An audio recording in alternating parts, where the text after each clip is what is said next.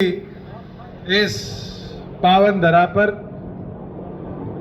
जननायक जनता party के प्रत्याशी रविंद्र सांगवान के आज पक्ष में वोटों की अपील करने आए हमारे जिला के अध्यक्ष भाई संजय जी, हमारे पंचायती राज के प्रभारी राकेश जाखड़ जी, आपके अपने पूर्व में रहे प्रत्याशी भाई नसीब सोनू जी, गांव के मेरे बुजुर्गों, मेरी माताएं बहनें, युवा साथियों,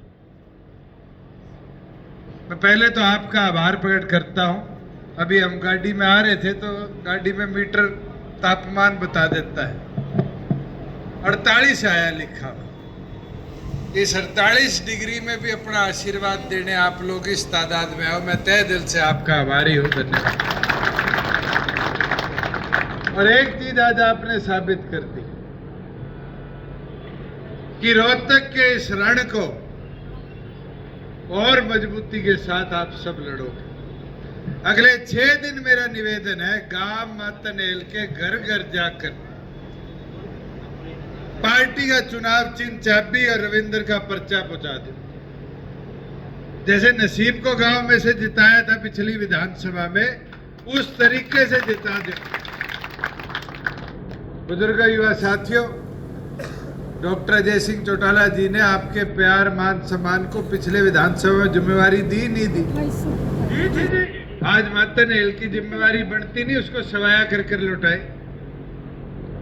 रविंद्र कोई भूपेंद्र का छोरा तो नहीं है, या कोई बीजेपी जैसे बड़े दल का उम्मीदवार तो नहीं है। आज आम घर का लड़का है और उस बीजेपी कांग्रेस से टक्कर ले रहा है जो आपको ए बी टीम बोलती है। मैं आपको पूछता हूं, चौधरी देवीलाल की सोच के वोट जो है वो कहां जाए? लोकदल तो इस बार हटली, मैदान छोड़गी, कड़े जाओगे वो? उनसे संपर्क साध लो, 8, 9, 10 हजार जो है उनने जोड़ लो। चौधरी देवीलाल की सोच का आदमी जो होगा उसका हाथ भी हाथ पे या फूल पे नहीं जाएगा। आज उसको जोड़ने की जरूरत है और बताने की जरूरत है कि जैसे आम घर के बच्चों को चौधरी देवीलाल जी ने सांसद बनाया, विधायक बनाया, आज वो अवसर दोबारा रोहतक लोकसभा के सामने है। आज वो अवसर है कि इन दोनों की मिली भगत की पोल खोल दो। और मिली भगत इसलिए, ये हम पे तो वोटों का आरोप लगाते हैं। मैं आपसे पूछता हूं, अपने पड़ोस में गुड़गांव लोकसभा है, हुड्डे ने काटी नहीं कैप्टन अजय यादव की टिकट? कैप्टन अजय यादव चुनाव लड़ना चाह रहा था, राज बब्बर तो हरियाणा का कभी भाषण ही नहीं दे के गया, उसकी टिकट काट दी। करण दलाल इसका समधी फरीदाबाद चुनाव लड़ना चाह रहा था, उसकी काटी टिकट। भिवाड़ी ये देवेंद्र और बैठे हैं, वो श्रुति चौधरी, किरण चौधरी की छोरी दिन रात लगी रहती थी, उसकी काट दी। हिसार वो बेचारा विजेंद्र सिंह वाला छोरा पटका पहन के है, दफ्तर में खड़के गए हाथ कि राहुल गांधी टिकट तो दे देगा, उसकी कटवा दी।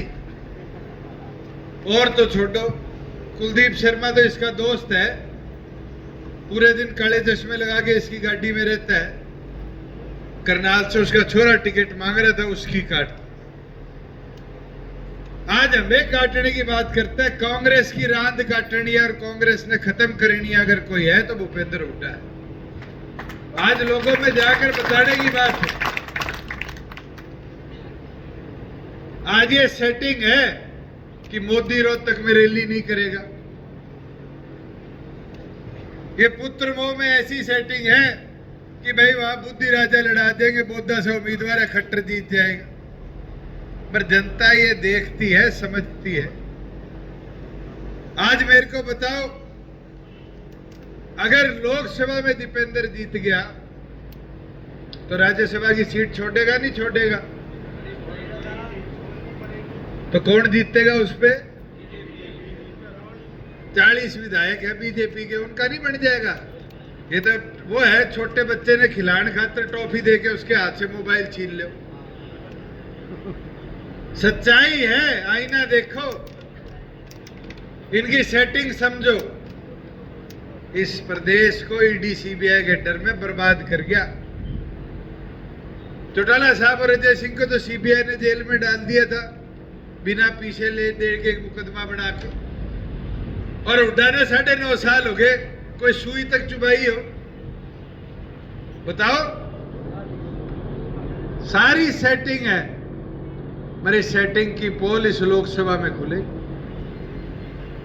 मगर उसके लिए आपको मेहनत करनी पड़ेगी, थोड़ा सा करड़ा होके काम करना पड़ेगा। और करड़े होगे और रविंद्र को आशीर्वाद दे दिया, इसके साथ खड़े हो गए, पूरा गांव मातनहेल मंडी सारी डोर टू डोर कर दी, तो छोरा चुनाव नहीं जीत जाएगा। कौन करेगा काम? कोई अपने रूसे हुए है, उनने भी तो आपा मनाओगे। ब्याह का जब कार्ड बांटने लगो, जीजा फूफा ने मनाओ को नहीं मनाओ? छोरी के घर जाओ, नहीं मनाना। अब वो किशन पीछे जाके खड़ा हो गया। मैंने पूछा परमजीत कहाँ है? कहता घर है, बीमार है। अरे मनाने का काम भी तो अपना है। यूं रूसे बैठे रहोगे, नुकसान किसको होगा? पार्टी को होगा या खुद को होगा? अगर एक वोट भी कम डलेगा मातनहेल से तो उसका नुकसान चौधरी देवीलाल जी की पार्टी जननायक जनता पार्टी को होगा। और मातनहेल की तो प्राथमिक जिम्मेवारी बढ़ती है